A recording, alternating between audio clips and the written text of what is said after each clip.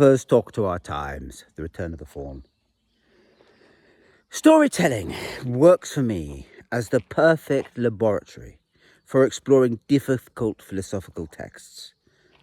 For example, currently I am working on a retelling of a tale that was never told. So I'm telling a story rooted in the landscape of where we live, in the foothills of the Pyrenees. And it's rooted here. I will explain various physical phenomena of the landscape through my story. I'll route it to old Occitan, which is very big here. I will route it to Charlemagne, who's a bit of an enemy. I will route it to a story about how Christianity took over from the insipid paganism of these hills. I'll route it to all of that. And everybody will go, yes, yes, yes. They'll feel that they know the story. It will have a structure of if, then, then.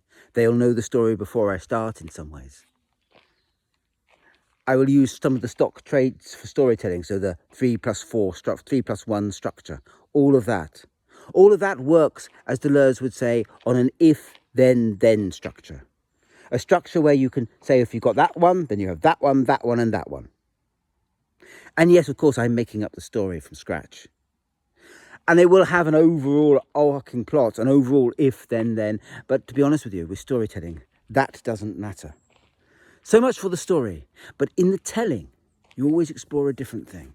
You see, when you tell a story, the act of composition, the act of memory, the act of performance are given in the same words.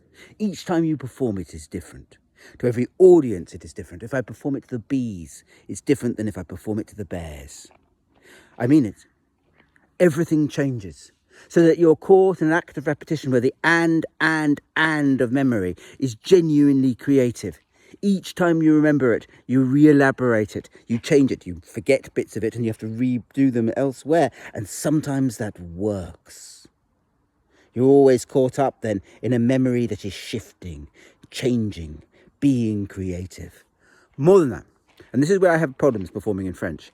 One of the things we do as storytellers, me and my partner, with language, is we shift the language. We change it. We change the repetitive structures. We have slight variations. And those slight variations warn you about what is to come. Nothing quite repeats as it was. And that means something is shining through, a dark precursor of a fate that will gradually unwind, twist otherwise. You use language then as the gateway to the future, the way in repeating it and changing it, the future is prefigured, and how you thought you understood the story shifts and changes. It is creative, this storytelling. It is real thinking in the end.